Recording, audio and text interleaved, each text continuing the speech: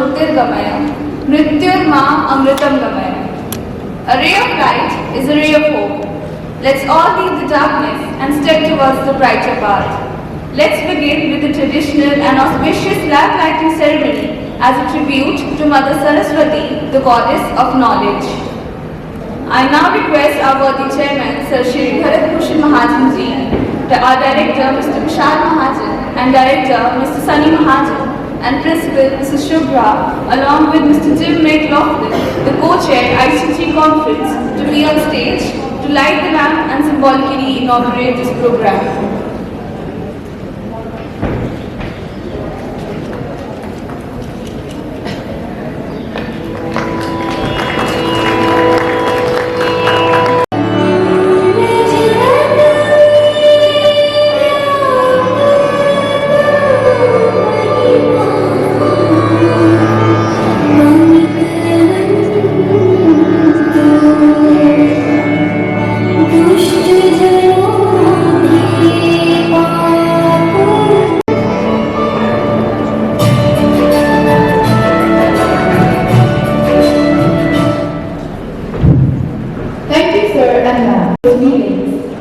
Artists are the messengers of the God.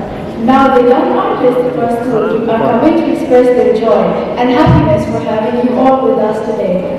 Please encourage them with a great round of applause.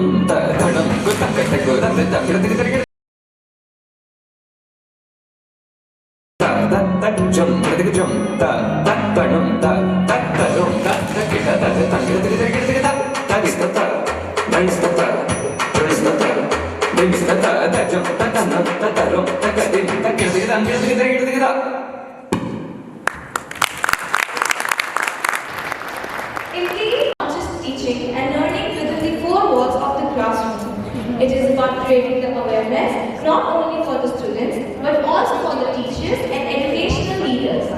The brass band team of the school is coming up with their performance. Join your hands together to welcome the team.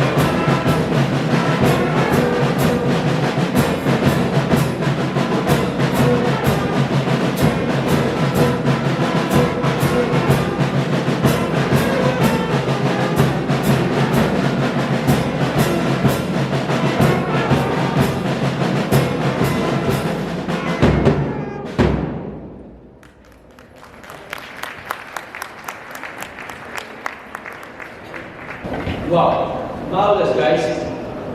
He's a distinguished young educationist, a motivational speaker, winner of plenty of awards, a strong, determined person. Yes, he is none other than our director, Mr. Sunny Mahajan. Sir, please be on stage for the welcome speech.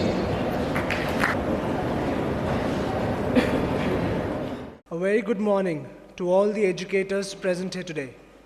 We welcome you all to the first IC3 Regional Forum in Pathankot, Punjab. We welcome Mr. Jim McLaughlin, co-chair IC3 conference. We are highly obliged by your gracious presence as you flew especially from Philadelphia, USA for this IC3 family occasion at Pathankot. We are deeply touched by this gesture, Mr. Jim McLaughlin. We also welcome our dear friends from various prestigious universities and organizations from across the globe. Your presence will spread lights of knowledge not only to the attendees of 3 states present here today, but across the nation. I welcome Ms. Rinki Partap from McMaster University, Mr. Mahib Babbar from Instituto Marangoni, Ms. Naini Katrial from Plaksha University, Mr. Harpreet Singh from Ashoka University, Ms. Natasha Goel from Plaksha University, Mr. Jimmy Hammonback from University of Gulf, Mr. Sanjeev Singh from University of the Fraser Valley, Ms. Priyanka Rao from Miami University, Ms. Astavik Singh from Education USA, and Mr. Sandeep from College Board. Please give a big round of applause for all these educators and university delegates for making it to today's forum. Each one of you present here today will definitely like the sessions planned during the day. These are today's speakers, those who will present their sessions on various topics. The schedule and the speakers' details are already with you in your booklet. Well, this conference, IC3 Regional Forum, 18th January 2020, is dedicated to our founding father, Sri Partap Chand Mahajanji, and to our founder chairman, Sri Surjit Mahajanji, who always believed in providing the best educational and recreational opportunities to his students and teachers. He also believed in the saying, Vasudevai Kutumbakam, the world is one family.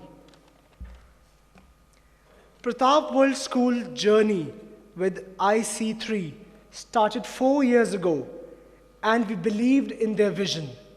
And now it is also an official organization by the Central Board of Secondary Education in the field of career and college counseling across the nation. As such, 30 forums are being organized in the entire nation. This movement is now unstoppable, and I congratulate the founder of the IC3 movement, Mr. Ganesh Kohli, and co-chair IC3, Mr. Jim McLaughlin, for this great achievement. It is truly commendable. These are the glimpses of the various IC3 conferences that I, Mr. Vishal, the principal, and various teachers of the IC3 Institute have been attending since 4 years back to back. And believe me, the amount of energy and the vibration that transcends in the annual conference, you must be a part of it to witness it in person. I invite you all for the 5th annual IC3 conference, which is going to be held in August. On behalf of the entire PWS fraternity, we also thank all the high school counselors, principals, teachers, directors for making it to today's regional forum in Pathankot. Thank you, and thank you for coming and believing in Partap World School and believing in IC3. I would sum up by saying that look for the positive side in this conference and forgive if anyone makes a mistake. Just look to the positives of all what happens on stage and off stage, and meet our lovely students and teachers. They are more than happy to help you and assist you with anything they could ever do. I would sum up, knowing others is intelligence. Knowing yourself is true wisdom. Mastering others is strength, but mastering yourself is true power. Thank you once again. Thank you.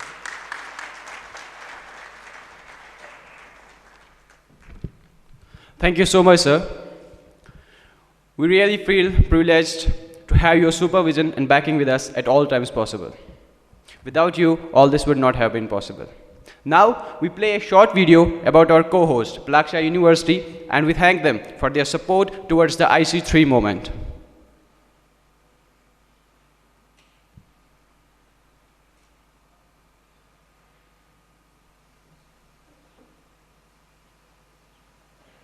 The attempt with Plaksha is to create a truly world-class, forward-looking university. Great universities are about building a great community, a great set of faculty, great academic partners, and a great set of people backing the project.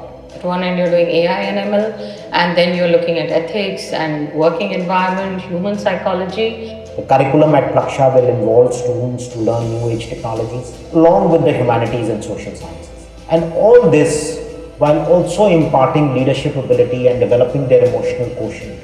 How excited we are to partner with Plaksha to really think about a new model of the engineering education, which is grand challenge focused. India is going to be at the forefront of engineering education innovation. Plaksha is going to play a really key role. So some of the founders at Plaksha have been involved in building Ashoka University, which within a short span of time has become the torchbearer of a liberal arts education in India. Hopefully Plaksha will do the same in technology.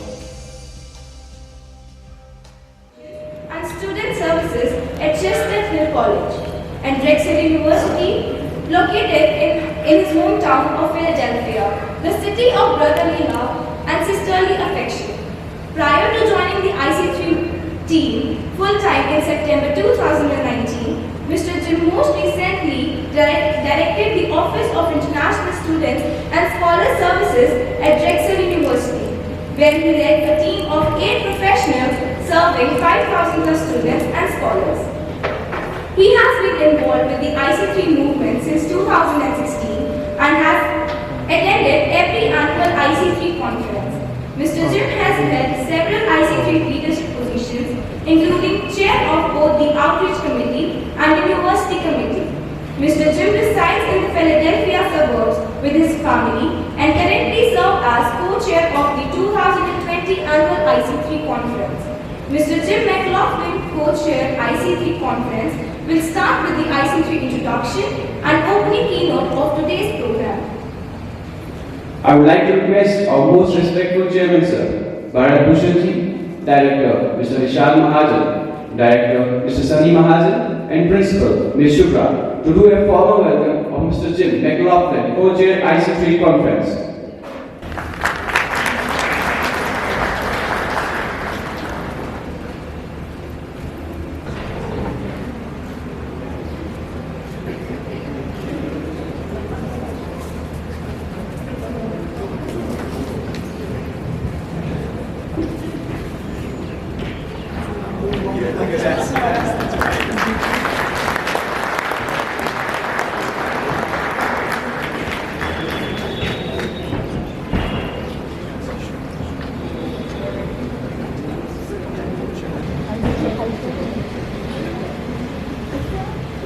Wow, what a welcome. It's a huge honor to be here with you all today. My huge gratitude to my friends and colleagues and really my IC3 family. You know, I said, and I know my colleagues who travel around the world quite a bit, you know, we spend a good deal of time away from family and home. It makes a big difference when we're with family on the road. So, you know, what an honor to be here. So thank you to Partap World School, a huge pillar in the IC3 movement. And again, just such a huge honor, not only for me, but I know for all of our IC3 family members who are here with us. And you know, we say, I am IC3, you are IC3, and we are IC3. So this is something that I think you should all become accustomed to. And when I began my own university application process 20 plus years back, there was one counselor in my school for several hundred students, career and college counselor.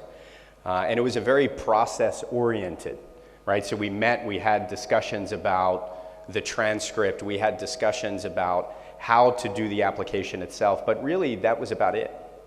You know, there was not much mentoring or guidance that was present. My parents hadn't gone to university. I was one of the first in my family actually to go off to university. So, you know, I was relatively clueless as it related to university. And I came from a very supportive family and in a system in the US that was well built. But the fact that we had one counselor who was working with several hundred students.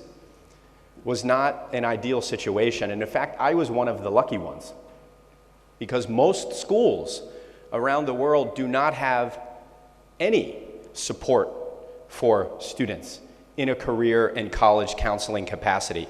And there are 176,000 schools in Asia alone that do not have career and college counseling.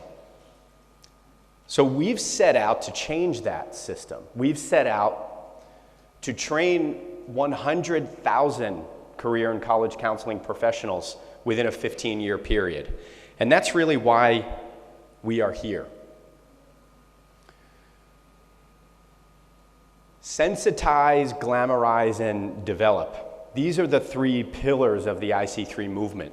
First and foremost, it's important that we establish the criticality of career and college counseling. And that's really why we're here. Yes, our annual conference is an amazing event, but the regional forums, to me, this is really the heart of the movement, and the heart of why we are here and coming together as a community, locally and regionally, is truly critical. So we sensitize to the need of why schools should be investing and creating powerhouses within the school itself to support students, not just in the academic, but in the career and college counseling areas. We glamorize, meaning that we call positive attention to this field of career and college counseling. And this is what we're going to need to do if, in fact, we are going to have enough professionals over the next 15 years to have counseling in every school. And then, of course, we're developing those resources, the training, and events such as this, workshops through the Institute, the regional forum, and the annual conferences.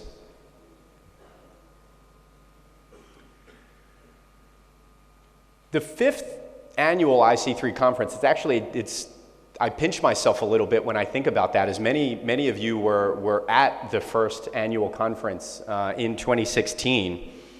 In Delhi, we're looking to bring together 1,200 plus educators at the end of August to celebrate the work that's been done during this first 5-year period of time, but also to call attention to what else needs to be done. There's still so much work to do.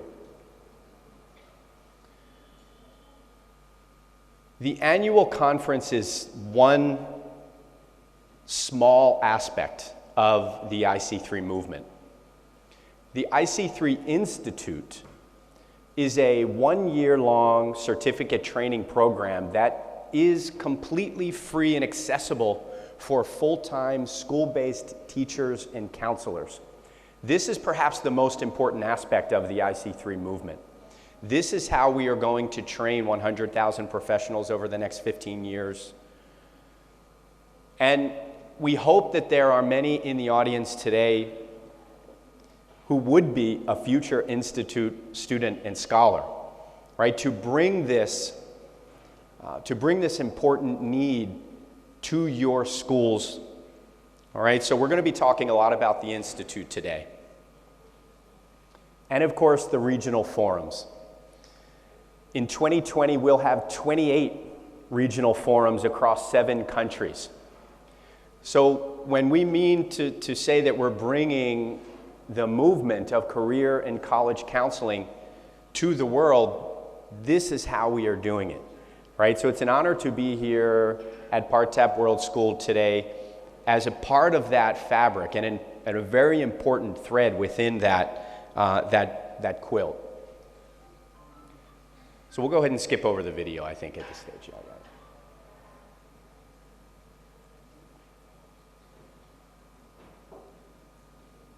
Yeah, you can go ahead. I think it's stuck. Yeah.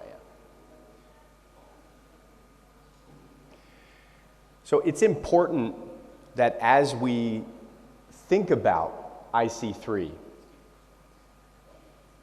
how we're able to make this possible. And Simona, I think the slide changer might be a little stuck, so if you could forward a couple of slides. And I'll just continue. I want to send a heartfelt thanks to all who support the IC3 movement, in particular the regional forum sponsors, who really allow this to happen. It's through the generous support of our sponsors that we are able to make regional forums accessible to teachers and principals and counselors around the world, right? Otherwise, we would not be able to do that. So it really is important that we're thanking each and every one of our sponsors, and I would urge you to do the same in that and engage with them. Learn about what programs and supports and offerings they're having with and for students.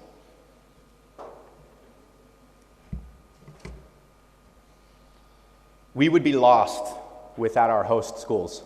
I think that is not an understatement. We truly are in awe and in such gratitude of all of our host schools. And as you can see, we have, for the regional forums alone, 28 host schools who really have the heart of IC3. You know, you are the heart of IC3. The Partap World School team, the administration, the founders, those who are here with us, and those who would have been here with us presently, who are with us in spirit. This is critical. So all of our host schools, thank you for doing what you're doing. And of course today, the focus and the spotlight is on Partap World School.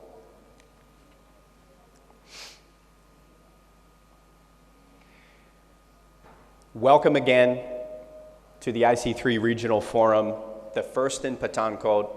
It's a huge, huge honor to be here. Many more conversations throughout the day. Welcome to our university delegates, our school delegates, organizational delegates, and of course, everyone from the community here. Can we just give another round of applause for our students? Our student performances. You know, my father is a jazz musician, not as a career, but he is classically trained, and I think he would have been pleased to be part of the session today. So thanks to the students as well. I'm honored to have the opportunity, if we can switch over to the other presentation, I'm honored to have the opportunity to speak on something that I'm very passionate about today, which dovetails nicely into the topic of career and college counseling. And I'm going to try to keep an eye on my time here as well. I know we're a little bit behind, and I want to be sure that we're able to get onto to that.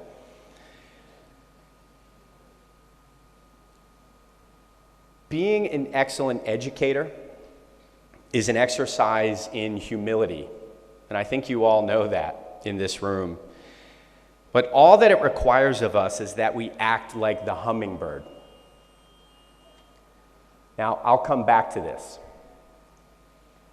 Counseling and teaching students effectively and with loyalty to the approach that we are here not to serve our own interests, but the best interest of our students is a difficult task. Counseling and teaching young people to this high standard is one of the hardest jobs in the world. That is after parenting. That's a pretty tough job too, and I think some of you know that. Constantly assessing and adjusting our teaching methods to make sure that our lessons are reflecting the realities of how our children learn in the digital age is an extremely difficult task. And counseling students on career and university pursuits with up-to-date and accurate information is really a relentless exercise. Advising parents in managing their expectations of their child and their children's developments, they're very taxing duties. Serving as head of school administration, overseeing curriculum and instruction, hiring of counselors and teachers, and thinking about their professional development, not to mention overseeing the upkeep and continuous improvements of the physical campus, like the amazing venue that we're in right now. This can feel like a 24-hour-a-day job, and I'm sure that is reflected in the experience here, but there's a reason why we are here today. You know, there's a reason why we find ourselves together. And for many of us, we've taken careers in education because we're filled with compassion. We're filled with love. We're filled with a sense of service. And for many of us, we also have an insatiable curiosity to learn about the world around us, to gain knowledge and experience. We're motivated and inspired by self-discovery. And we're dedicated to sharing those experiences with our students and to inspiring the same in them. So being an impactful counselor, teacher, principal, I believe rests firmly upon our ability, willingness, and practice of continuing our own learning and modeling that for our students. So that is to say, being an educator is being a lifelong learner. After all, how much can we trust the chef who doesn't eat his own cooking? Or the doctor who's unwilling to practice her own prescribed remedies? So similarly, what is the heart of the educator who is no longer willing to learn? So we must ask ourselves, have we kept up our end of the bargain in schools? Now, we tell our students they must spend 3 to 5 hours of self-study outside of the classroom for each hour they spend inside of the classroom. But are we doing the same? Are we following our own instructions?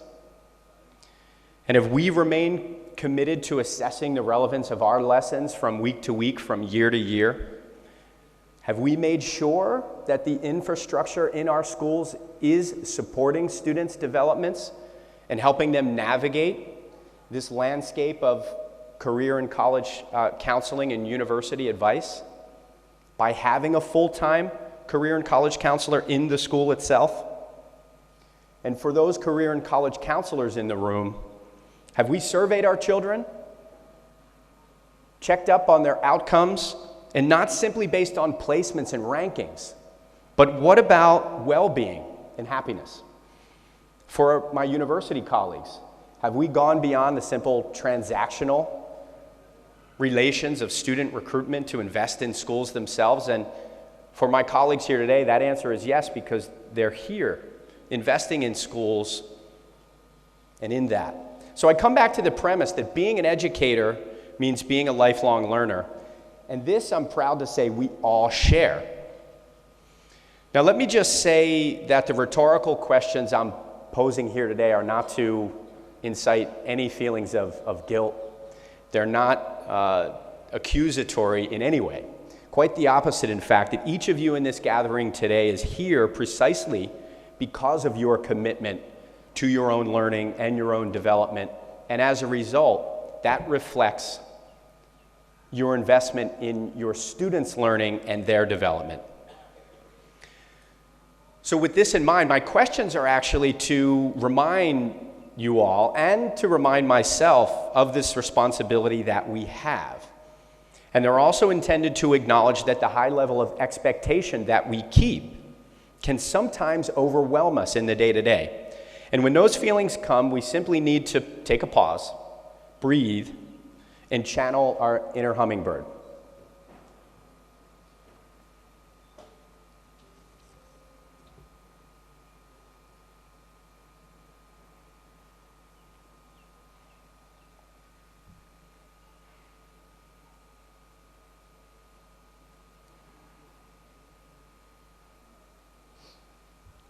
So there'll just be a short video here.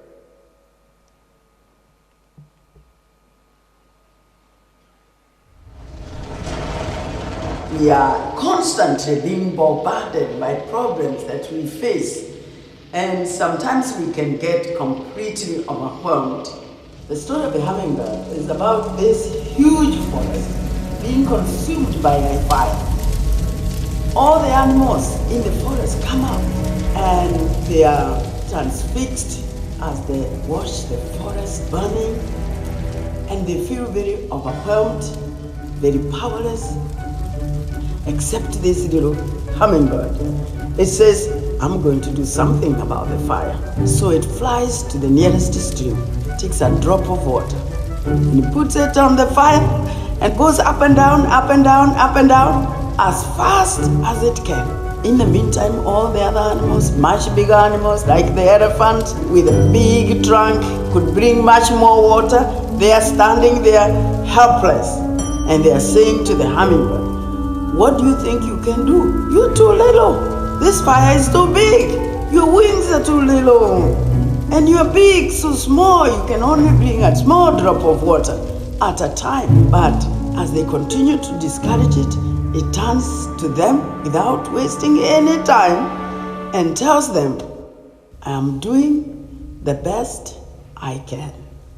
And that to me is what all of us should do. We should always feel like a hummingbird. I may feel insignificant, but I certainly don't want to be like the animals watching as the planet goes down the drain. I will be a hummingbird. I will do the best I can. So I'll come back and share a little bit, yeah. So this hummingbird story is one that inspires me greatly, and I'll come back to the storyteller in just a moment. But you know, in my opinion, the human experience is very much enriched by exploration, by innovation and discovery. And while exploration might certainly be a fulfilling prospect for the individual undertaking it, the discoveries that result also benefit humanity as a whole. So I'm just needing to take it back a couple of slides here. So that is to say, external discoveries, those that come to fruition in the outside world, have actually started with self-discovery and the inner world.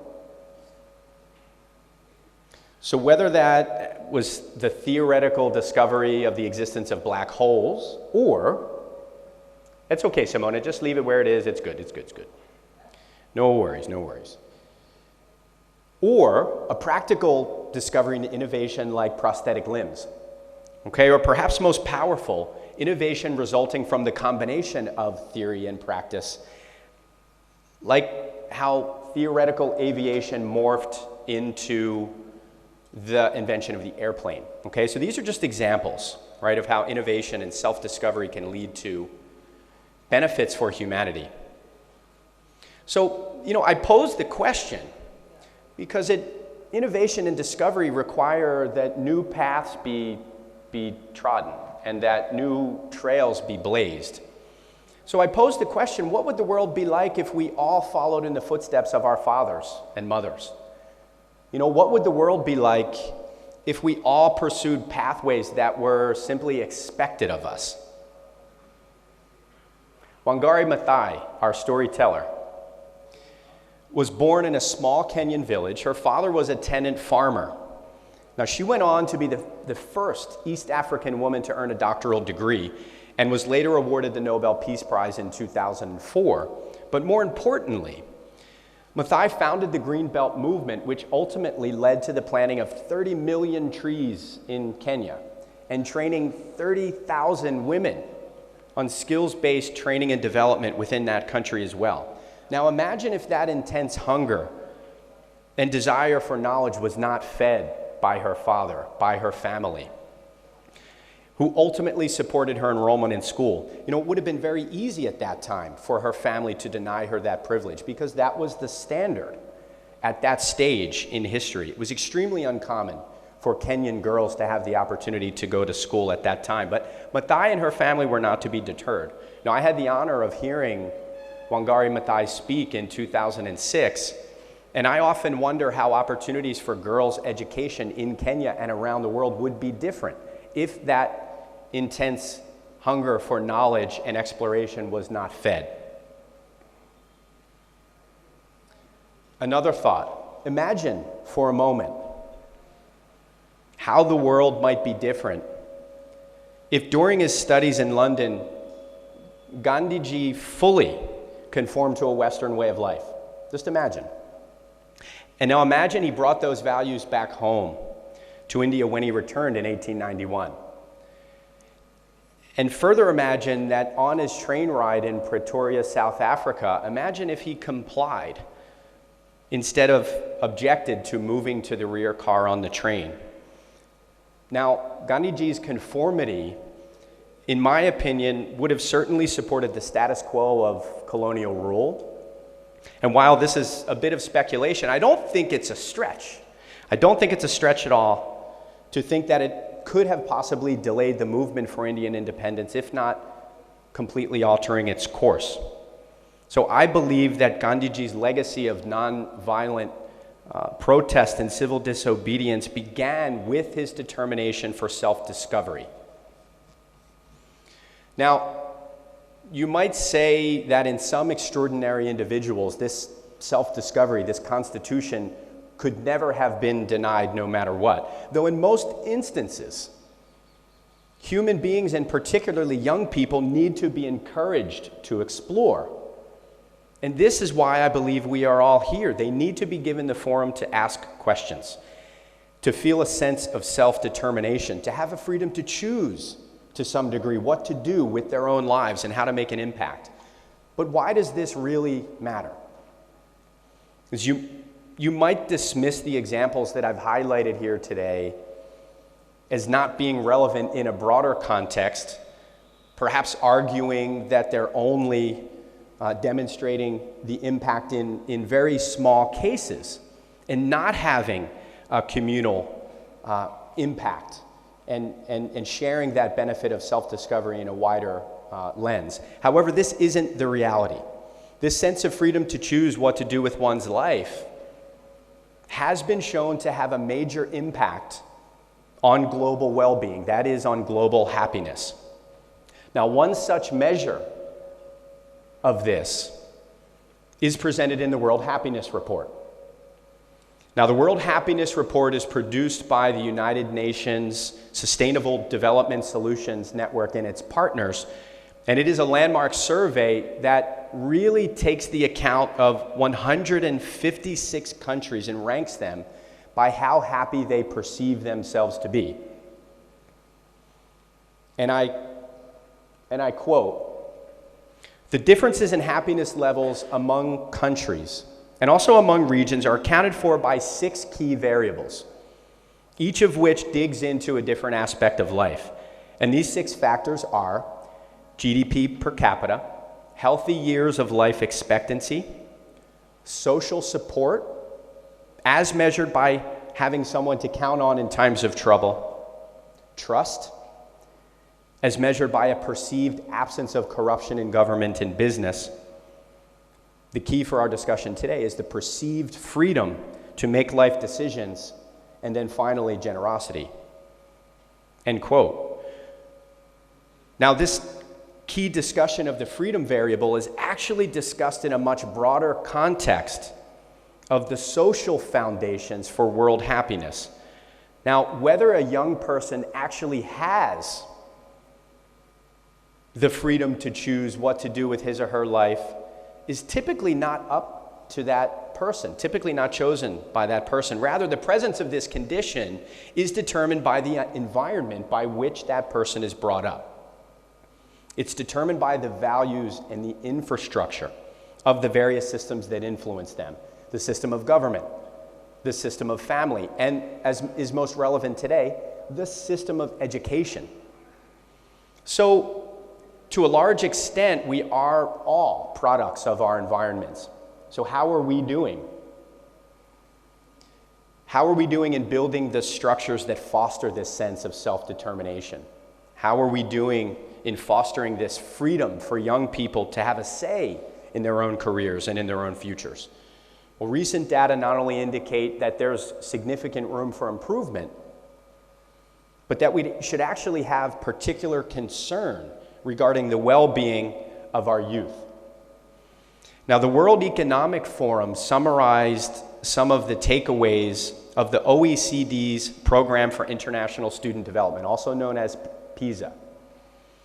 Now, PISA measures 15-year-olds' ability to use reading, mathematics, and science knowledge and skills to meet real-life challenges. And I quote, The OECD is trying to change the test to be about more than academics, and in part to encourage countries to view education beyond traditional subjects. And in this latest test, it's asking students to express how they relate to others and what they think about their lives and their future. It also asks students about the questions of well-being, including measures of belonging and life satisfaction. Now, results from the latest well-being study are a little bit concerning. Across OECD countries, about two-thirds of students said, only two-thirds said that they were satisfied with their lives. A share that actually shrank by 5 percentage points between 2015 and 2018. Now, almost a quarter of students reported being bullied at least a few times a week, and 6% reported always feeling sad. And in almost every education system included in this study, girls expressed a greater fear of failure than boys, even though they outperformed boys by a significant margin in reading. Now, there are some limitations, of course, to this study, but if we're at all convinced by these measures, I would go one step further and argue that the educators in this room right now are among the most important people in the world. With more than 350 million people under the age of 15 in India, this country, and its youth in particular, will have a major impact on the future of our world. And you, as counselors, as teachers, as principals, as a result, are among the most important influences on these young people. Now, one of the ways that we as educators can positively impact our youth is to instill a growth mindset. And to be clear, I'm not talking about growing the GDP. I'm not talking about growth in other material or economic factors. A growth mindset is actually about a student's perception of their ability to learn. So, and this is as opposed to a belief that their learning and their intelligence is static and not able to grow. This is not the sole responsibility of counselors and teachers, however, right? That instilling this growth mindset piece of the report also indicates that outcomes associated with growth mindset are significantly impacted by the system itself, right? So the leaders, the principals, the directors, the school management, and the policymakers in this room today, we need to be aware that counselors and teachers need to have the appropriate resources and support the time that it takes to achieve these goals. And to instill our children with this growth mindset, self-discovery and innovation are required, and this is why we are here. We must resist the tendency to simply reinforce existing beliefs, simply because it's the way we've always done it. And what's more, we all carry the burden of pride.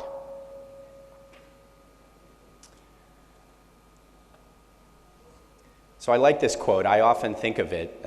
He that is proud eats up himself. Pride is his own glass, his own trumpet, his own chronicle. So we need to evaluate our own senses of pride, as well as our long-standing beliefs and practices, and really to make sure and determine if they are in fact in the best interest of our students, our nations, and our world. And if not, we have to let go. We have to move on. And in my opinion, not only can unchecked pride get in the way of our ability to grow, but it can also impede the ability to help our children grow. Unchecked pride can also have much more dire consequences when prevalent within world leaders. So let's simplify things. And this brings me back to one of my earlier statements that being an excellent educator is an exercise in humility.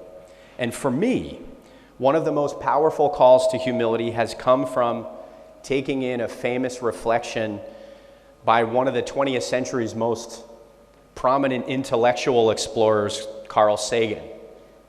Now, Sagan's reflection, commonly referred to as the pale blue dot, in my opinion, says it all. And I'd like you to just take a short listen.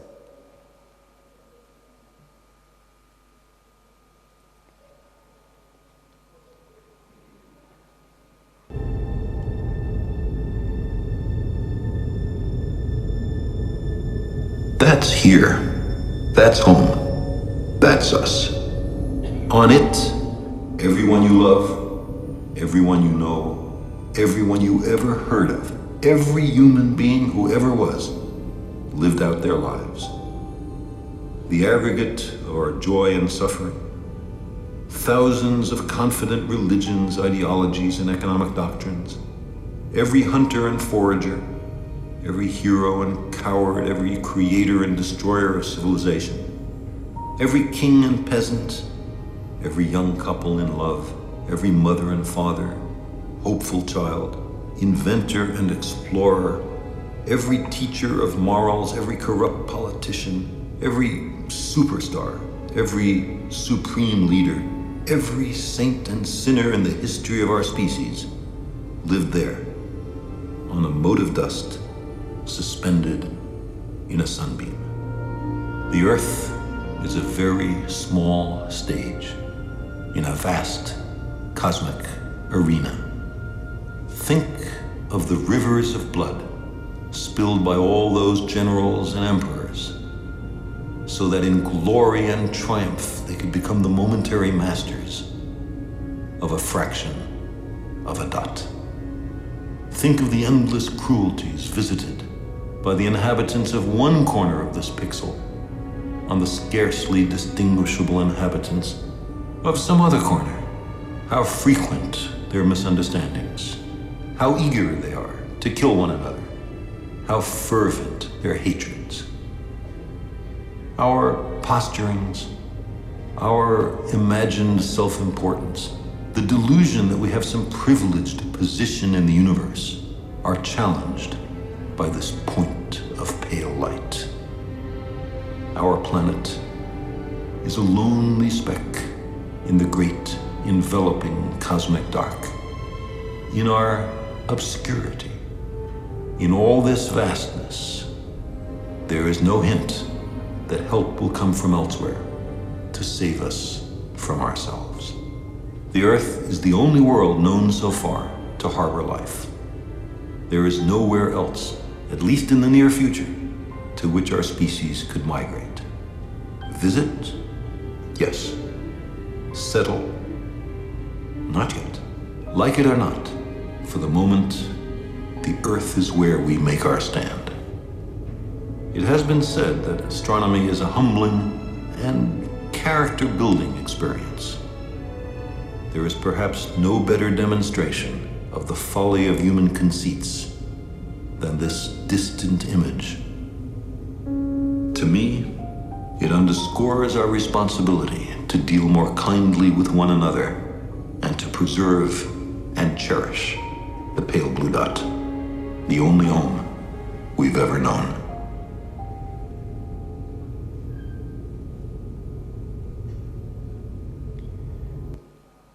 So if this doesn't help us to see the bigger picture, I don't know what will.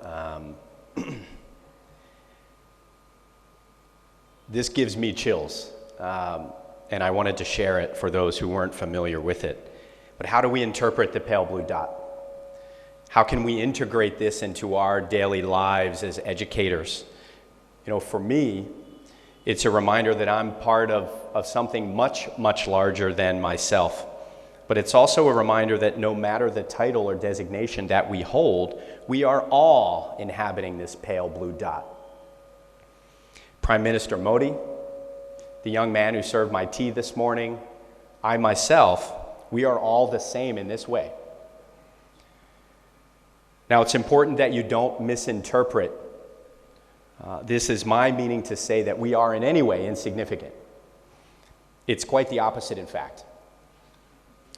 The pale blue dot also reminds me that all of the experiences we have are gifts.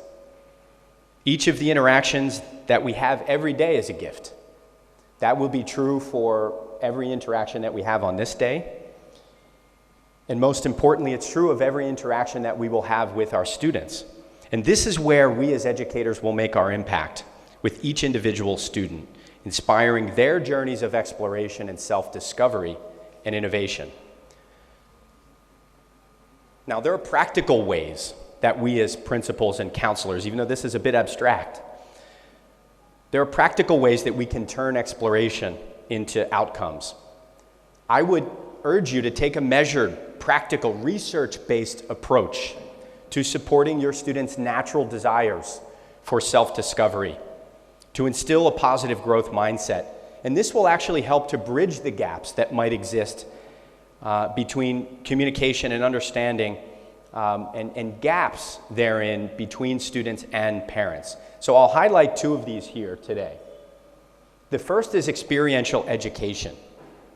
And first, carefully planned and executed tie-ups with business and industry that lead to opportunities for experiential education. And I'll lean on my colleagues from the university side as you interact today to build on this framework.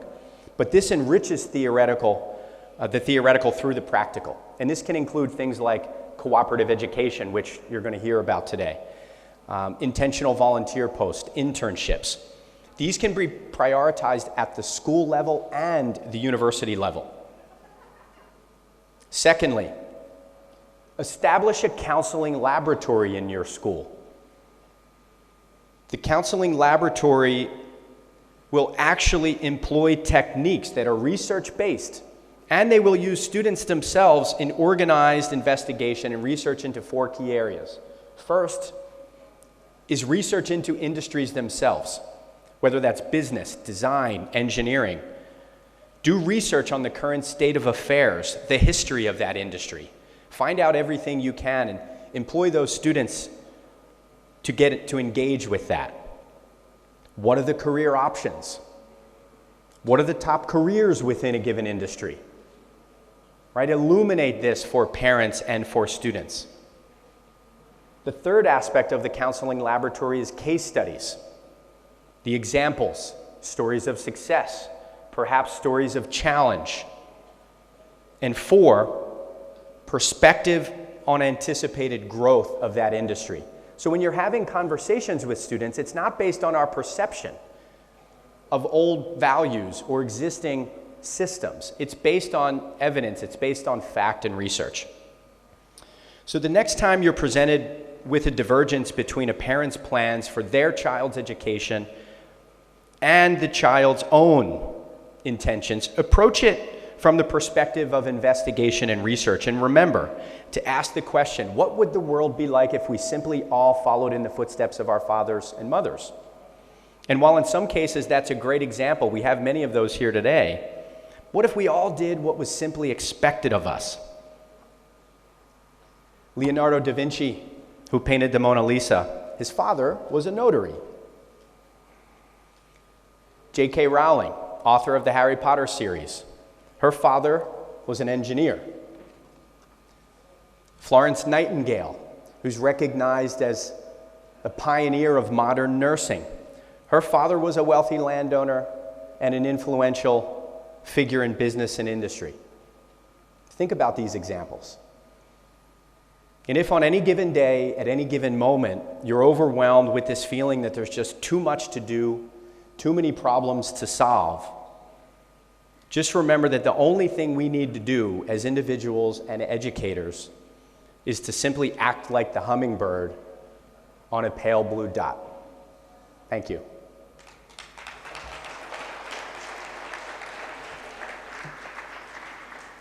Thank you, sir, for your valuable session. Now I take the privilege of inviting Mr. Jimmy Hemmenbach from University of Guelph.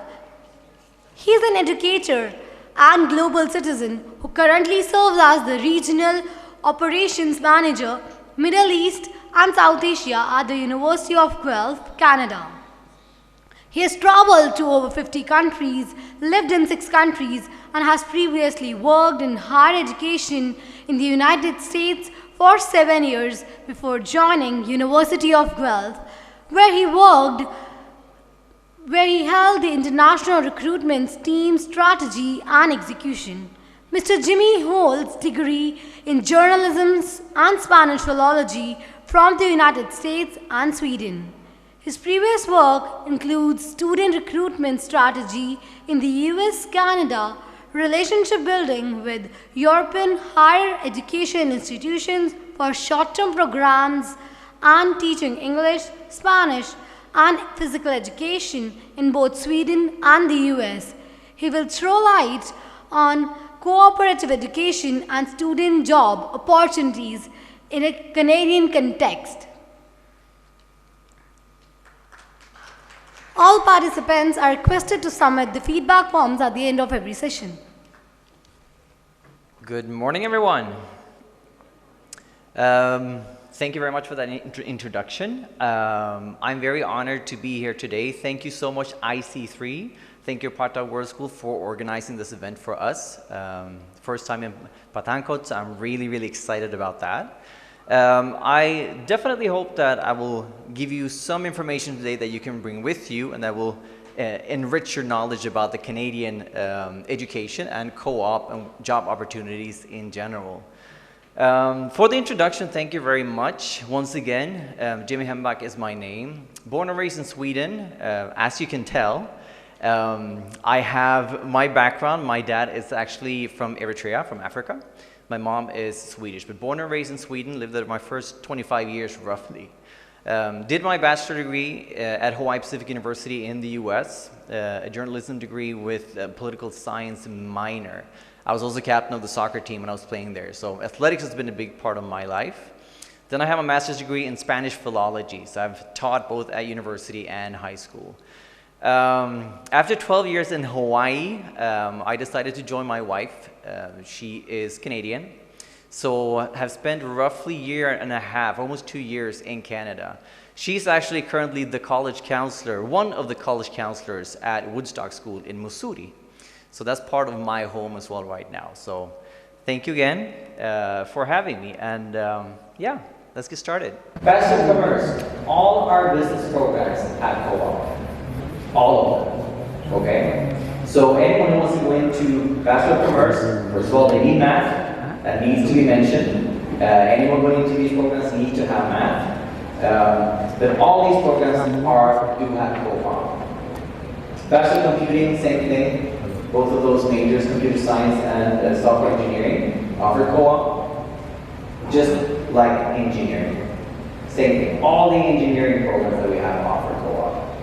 So, this is quite common among Canadian universities to offer cooperative education. So, for those of you who may be a little unsure, what is co-op? I just pulled this up, and it says cooperative learning falls under the umbrella of work integrated learning alongside internship, service learning, and clinical placements. But is distinct as an alternate, the school term with a work term in a structured manner involves a partnership between the academic institution and the employer, and generally is both paid and intended to advance the education of the student. Having lived in the US and Canada, this for students is something that I really try to push them to do. When you're going abroad, you go abroad to not only get an education, you're there to learn about yourself, definitely. I think that's one of the biggest pieces. But you're also there to build a resume. You want to be employable at the end of your degree, right? Because a lot of students are going with the intention of maybe do post-graduation work, etc.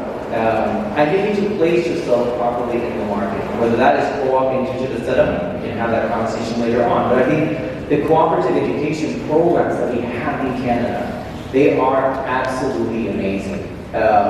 And it can be a great segue for you to get into the job market once you're done with your studies. So I highly recommend students to look into it.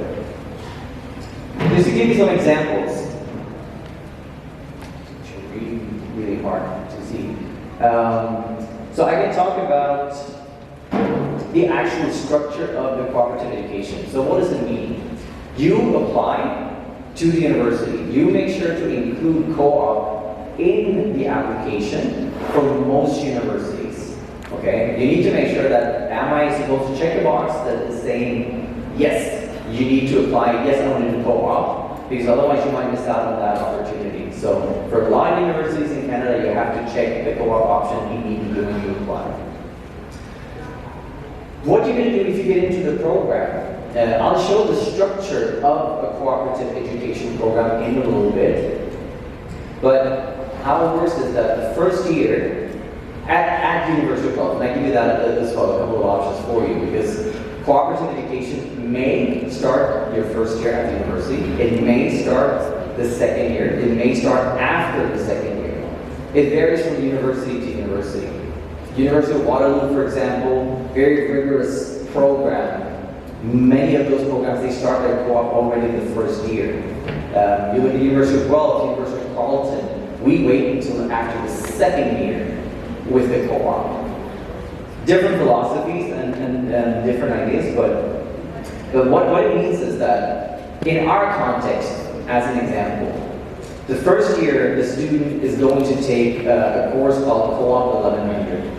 That's an introduction to cooperative education. They learn how to write a resume, they learn how to write a cover letter, they do mock interviews with them, so they really prep them in the job search. Okay? Because a lot of universities do not assign jobs for the students. They have to apply. They have to apply for jobs, which means that some positions that are out there, it's not only going to be Guelph students applying for those jobs. It might be students from Wilfrid Laurier, it might be students from Waterloo. They're all competing of the same jobs that are out there. Okay? So that can be something to definitely keep in mind as well. Once you get started, or prior to starting your job terms, you are going to have a co-op coordinator and a mentor that is going to assist you through the whole program. And I'll give, because I got some feedback from the students as well that are in this program, just to see how they have been assisted by these mentors that they have in the program. Very important to have a strong connection with that mentor so they can guide you through the process and help you out in the job search. But it's beneficial for them. It's really beneficial for them because they're not necessarily on their own. They have assistance when it comes to the job search. Okay, let's see if there was anything else that I should mention here. I think we can leave it where they are.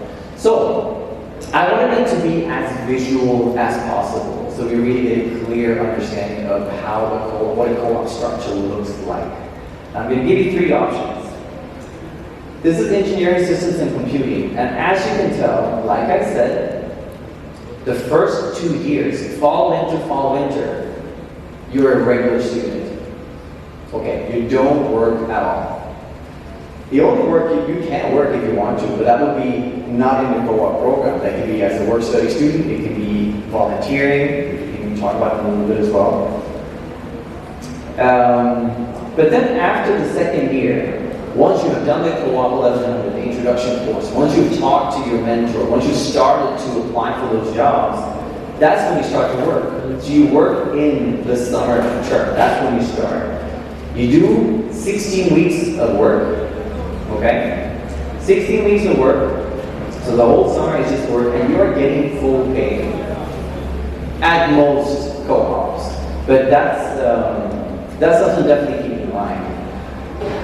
I will also mention get your first choice, you might not get your second choice, you might not get your third choice, but the fourth job you will land. And I often get the question from both parents and students, I guess, when they're talking to me and they say that, am I going to be able to work at Google? Is he going to be employed by Amazon? Where will he find, is he going to get into those jobs? And I'm like, okay, so what work experience do you have? I don't have any. But they want to have those type of jobs. When I counsel students and parents for that matter, I always say that don't look for the big companies. Look for the smaller ones when you really can learn the skill sets. Because at the end of the day, in India, what I find is that there's a lot of brand is something that is really important in an Indian context, at least. That's my experience. In the Canadian one, not so much. It's more getting the skill set, the proper skill set, so you are employable at the end of the day. Because that's what employers in Canada are looking at.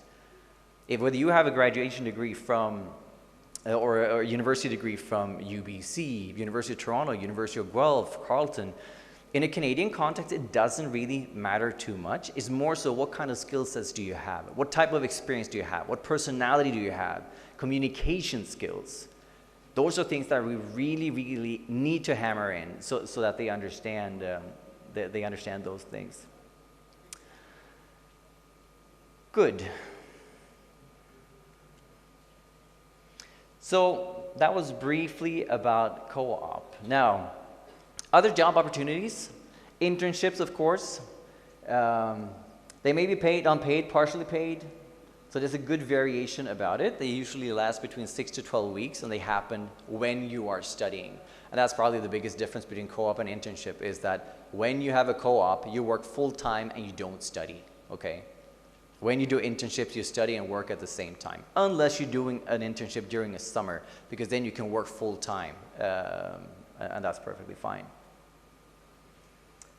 Work study is something that we offer students on campus, and a lot of students take advantage of this. They need to present, the financial need, et cetera, and if they meet the requirements, we do employ them. So, as an example, at my office we had, I think it was 5 or 6 students that were employed and were working at our office only, and they were all international students. Okay, so there are plenty of options for them on campus as well, if they want to get that work experience. Volunteering, this is probably my favorite thing at the end of the day when it comes to the Canadian context. It's very easy to volunteer in Canada. I can give Guelph as an example. Once again, it goes back to the community. When you have a close-knit community, as you have in Guelph, our students, we always say that volunteering is a Guelph thing, because pretty much all of the students do that. It's so easy to get involved. So if you really want to explore the area that you're studying and potential career paths, volunteering is something I highly recommend the students. And I have some testimonials from the students as well talking about this. But I think that's important for students to really do the research prior to going as well. What kind of volunteering options do I have? What's the community like? Is it easy to get involved? I think that's really important. And it can be, it's a short or long-term basis. I have students that are volunteering with the same, like an NGO, for a couple of years when they are in college. And that's something that really pays off at the end when you're looking for jobs. Good. So just a couple of examples. So Neha Juhedi, she is from Delhi. She's currently in the BA Com, Management, Economics, and Finance. And I've been working pretty closely with her since I started at the University of Guelph last year with different events, etc. So I asked her to share a little bit of her experience when it comes to the co-op terms and why she picked the jobs that she did. So the first co-ops that she did that actually for 2 terms after each other. So what she said about that was, I was inclined towards this position even though it didn't relate to my major to gain some IT skills, okay? So she wanted to get more IT skills, which is why she picked that in the first place. This job had a huge learning curve for me, and the training provided at this position made me well versed with most of the computing skills. So she's adding a skill set to a degree that is not necessarily her area. Then the other job that she had, the program and activities assistant, so at Open Learning, also at the University of Guelph. She said, I always had an interest for event management, and this job gave me proper insights on planning and executing small and large scale events. This position provided an independent working environment which actually helped me gain managerial and time management skills. It was indeed a fun summer internship, okay? So that was a great option for her to do as well. Now the last one, keeping in mind her major, Management, Economics, and Finance. The position that she got at the Engineering, Construction, and Expansion Toronto Transit Commission, she said, I finally decided to work at a financial position to gain experience in my own major. It's only been a week here, but I'm already practically doing things that I learned in 3 years of my undergrad. So that's how she picked the different jobs that she was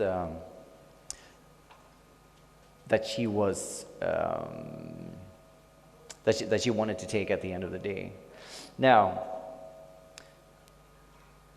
I also added, and I can do the other one first. I'll do the next slide once that comes up. But I asked them, both students that I was talking to, I asked them about some challenges, something that they would like to know maybe prior to coming to Canada in terms of working.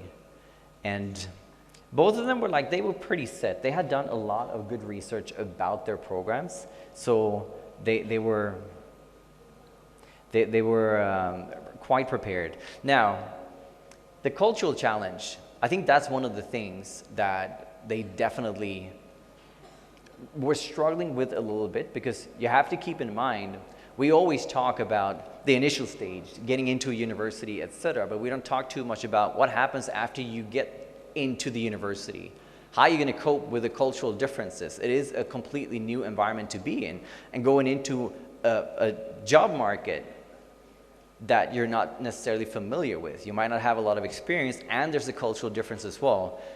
Those pieces I think that we need to prepare the students for in a good way. Some of that is done in the co-op programs, because they talk about the cultural differences, etc., but it's still a little bit of a challenge for them once they get out there. I also asked for advice to prospective students, so students interested in co-op. And they just said, you know, don't be afraid to work hard. This is Neha talking. Don't be afraid to work hard. It's all going to be worth it, because your work wouldn't go unnoticed. Just keep applying. Because I think the rejection that they get, if they don't get the first job, second job, third job, it might be demoralizing for them a little bit. But once they get that job, they start to grow. It is a process, and you need to embrace it. Now, moving on to the other student that I was talking to. Hopefully this one can come up in a little bit. Because she has an interesting path. She's doing applied human nutrition. In that program, we don't have co-op. So I thought it was good to, let's showcase a student that does not have the co-op. What other options are there for those students? Because I don't think that we should really discourage students that want to go into co-op but don't get in to go into their major. So, quite fascinating. Let's see if I can pull it up here. So the first year, she was actually working with hospitality service at the university as a server. She said it's not related to my major necessarily, but I learned a lot about food service, management, food safety, customer service, and customer satisfaction. The work was also very fast-paced, so I learned how to be efficient. Perfect. Now, then she was volunteering, and it goes back to the volunteering piece. She virtually helped a dietitian to come up with high-protein diet for athletes. So she did that online, just helping her out. So she said she didn't get paid for this job, but I learned a lot. I'm still in touch with the dietitian, and she has been a great guide throughout my undergraduate degree. She's making connections, okay? Making those connections is super important once you are done with your degree, because then you have someone that will help you out, potentially even employ you. Summer of second year, I got 2 part-time jobs as a dietary aide, one at the long-term care, and one at Guelph General Hospital. She still works at the hospital, but it's an amazing work experience, she says. She learned about various diets for patients with various diseases, etc., etc. Third year, and keep in mind, these jobs, she was applying for them on her own via Recruit Guelph. I think it's recruitguelph.ca. I believe so. I think I have it up there on the slide anyways. So most of this she did on her own, or with the help of the program coordinators that they have for each program as well. So whenever they have employers looking for students working for them, then they submit that to the program coordinator, and the coordinator emails out to all the students so they can apply if they would like to. Now, in the third year, she did a 1-month job, a contract job with an RD. There we go. So with a registered dietitian on a research project. So she was collecting data at a farmer's market. She had to go there every Saturday and help collect surveys. After data collection, I helped her with data analysis. It helped me build my research and computer skills. Okay, once again, it's another skill set, right? And she's a dietitian. She wants to become a dietitian. She also did a 2-month contract job as a chef at PJ's restaurant on campus. That's another thing that she did. I had standardized recipes, but I was allowed to get creative with the salads and refreshment every day. I improved on my cooking skills. I learned a lot about customer service. Now, the interesting piece is she kind of knows that she wants to work with kids as well at the end of the day. So the last job that she took was as a camp counselor. And as she said, it's not related to her degree, but in the future she'd like to work with kids as a dietitian. So she thought it was a good place to start. She learned how they think, what they like to eat, how much they do care about, or what they care about in eating healthy. So yeah, so I also learned role models like teachers, parents, and even camp counselors can play a huge role in the child dietary patterns.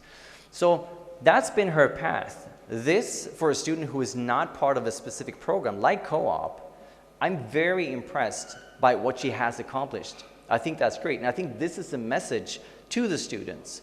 Even though you're not in a structured co-op program, there are many options for you. And a lot of it is volunteering. Get involved and get those skill sets. So just rounding it up a little bit, Canadian employment takeaways. If co-op is an option, take it. Don't be afraid of it. You don't have to worry too much about the part of, am I going to get a job or not? You will get a job. The bigger concern is probably, are you going to transition well into a Canadian context? Study-wise, the students definitely are fully capable. If they get accepted to the university, that means that they know how to study. That's perfectly fine. If they fail when they get there, it's not because of their ability. It's about the environment that they're in and maybe that transition being a little bit of a struggle for them, okay? So co-op is an option, definitely take it. If the student does not get into co-op, there are other options. Something to just keep in mind, undeclared majors may take away access to co-op. Important to remember. This does not apply to all universities, but for many it does, and even for University of Guelph. If you get into an undeclared major, let's say you want to do engineering, but you don't know exactly which engineering am I going to do. Let's pick undeclared, but I want to do co-op. That's not going to fly. You should pick a major, even though you're not 100% sure that that's what you want to do. Pick the major, get into the co-op, so if you want to change major later on, you're more likely to transfer the co-op with you. If you're in an undeclared major, it's going to be hard to add the co-op once you're at the university, which is why I always tend to raise that flag. Do not be afraid to diversify your co-ops. As I showed with the 2 students, I think that's really smart to build skill sets in different areas as well. Volunteering is a Canadian thing. It may be one of your best introductions to the job market and area of interest. So, if postgraduate work in Canada is the goal, it's imperative for the student to get the Canadian work experience. I'm going to add one thing to that because you need to not limit yourself geographically, like I said there. You can actually do co-op at home. If you want to go home over a summer to India, like the students, they can talk to the co-op office. They can present, this is where I'm going to work. There's going to be a little bit of paperwork going back and forth, and that will transfer into your co-op program. I don't necessarily recommend it if you're planning on staying in Canada because you want to get as much Canadian experience as possible. But if the idea is to come back to India, I don't see that being a problem at all. Now, do not limit your options geographically. What I want to say with that is, just because you're studying at University of Guelph, it doesn't mean that you have to work in Ontario. If you're studying at UBC, doesn't mean that you have to study or work in British Columbia. You can easily, if you're a Guelph student, you can do a co-op in BC. You can travel 5 hours, fly to Vancouver and maybe work there for 8 months and then come back. Totally possible. And I think that the more open-minded you are to that, the better. Because you really need to build your resume and get the best job options for you. So don't limit yourself to, I want to stay in Guelph the whole time. I want to stay at UBC the whole time. I want to be close to U of T, Carleton, wherever you decide to go. So that's definitely something to keep in mind as well. I've been rushing a little bit, but I think that we're getting there. So I'm going to open up for some questions. And yeah. So I was listening to your philosophy. So I just have one question. So you told in the beginning that there is a difference of philosophy or strategy for the students to opt for co-op. Right. Like a student who is coming from India in the first year, who is already in a very different cultural environment, and a student who is already familiarized with the system, he is in the second or the third year. How do we need to make a balance between the co-op? How we are going to make sure that he is in the right co-op? Like at first stage, like in the first year, he is not so well versed with everything, not even with the Canadian environment. Right. So my point is that like how we'll make a student who is just traveling from a different nation to Canada, and how he or she is going to be like able to justify that I'm in the right co-op.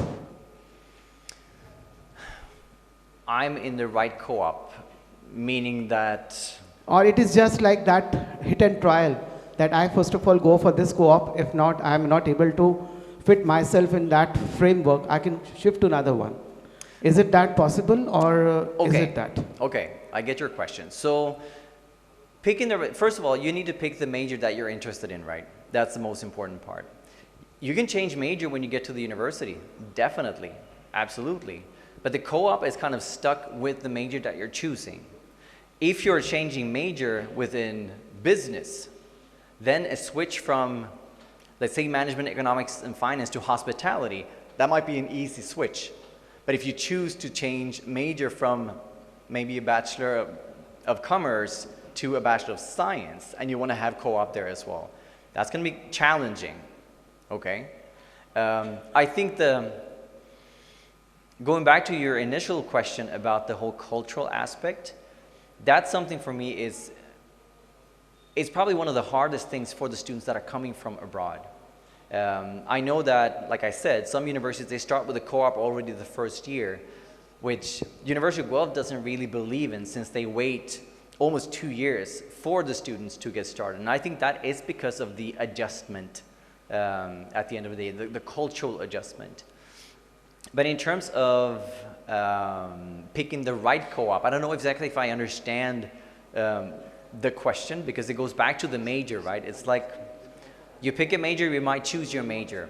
If it's possible to bring the co-op with you, perfect. If not, then yeah. Just keeping this question, like continuing, like I just want to ask you this thing. Can my co-op be different from what I've offered as in my major?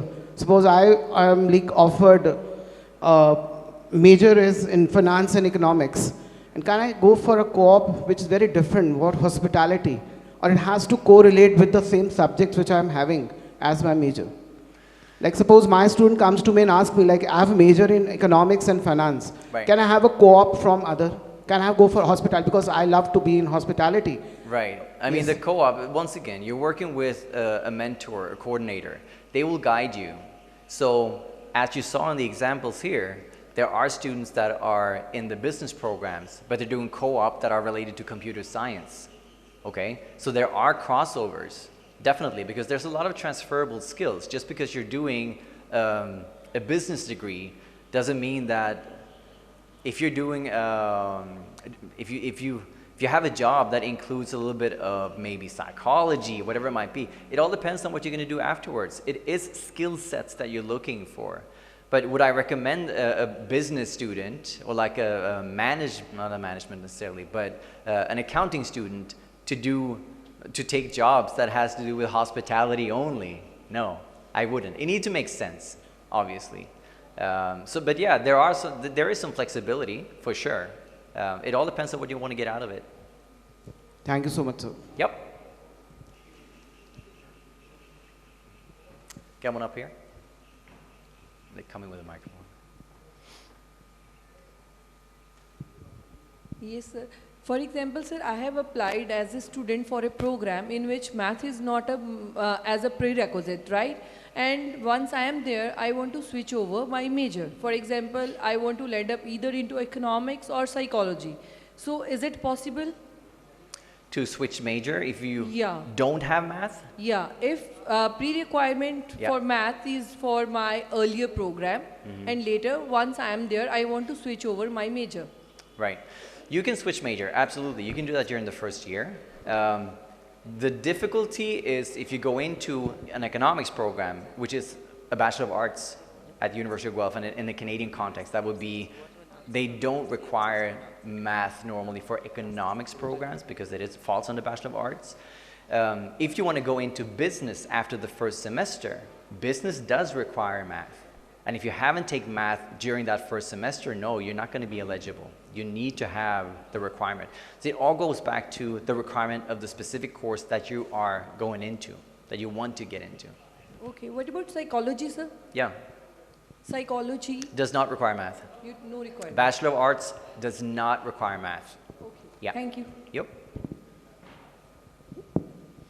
Hello, Mr. Jimmy. Good morning. Last question, thank you. Welcome to Pathankot. Thank you. I've been searching a lot on the net since, like, I'm a mother of a child who's into 12, and after this, I'm looking for the universities all around the world. Yep.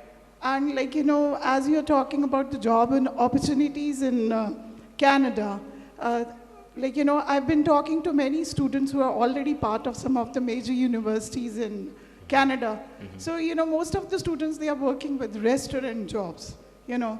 So, you know, you are inspiring us, like, you know, suppose like my son is going into hospitality. Right. And you were talking about the one of the girl who was a dietitian. Right, right. So please give me a little, you know, brief thing, because as if, like, you know, I'm a little confused. You know, most of the students, they're working with restaurant. Yeah. Or maybe in some of the, you know, malls, and, you know, it's been like that only. That is the reality. And this information of co-op and everything is little confusing still with Right. me Yeah. as a mother. I really want that you please clear up with the job things available. Okay, let's Yeah. see if I can break down just briefly. I do think that volunteering for me is one of the key things, because companies or areas that you want to go into that don't have to pay for you necessarily, they're likely to accept you. So the whole restaurant piece, I don't know if you're in hospitality, sure, it makes sense. But if you're a business student, you can benefit from it as well, right? I think it all depends on what tasks they have. If they're taking those jobs just because they're available, or if they're being given those jobs. I would say volunteering to start with, because if you get into the area that you want to be and you have the connection, later on, if you want to have an internship, let's say that you are in the co-op program, you're more likely to get those positions at the end of the day. Making connections, we know that. Making connections out there, that's key. Okay, you need to connect with people because that's how you often get the jobs. So it takes a lot from the students though. They cannot be passive. And that's what I see. Students that are not successful are the ones that are not being like, oh, I want to go out and explore, I want to do this. Michelle, for example, that's the best example I can give you. She knows what she wants. And she's like, I'm going to look at that, I'm going to look at that. And she's researching. You need to research. Not doing that work is going to be detrimental for the students at the end of the day. Because it's a transition going from this context to a Canadian context. Absolutely. It's an adjustment. So the sooner you understand the Canadian context, the sooner you understand the community that you're in, the more employable you are. Okay, so they need to step out of the Indian context and go into the Canadian, and you can only do that by really getting involved in the community. That's also why I like University of Guelph in that regard, because it has that close-knit community and it's easy to go out to really get familiar with it. We can talk more about it later on, but I think that we need to cut it off right now because we're a little bit behind schedule, okay? Thank you so much for the opportunity and have a great conference.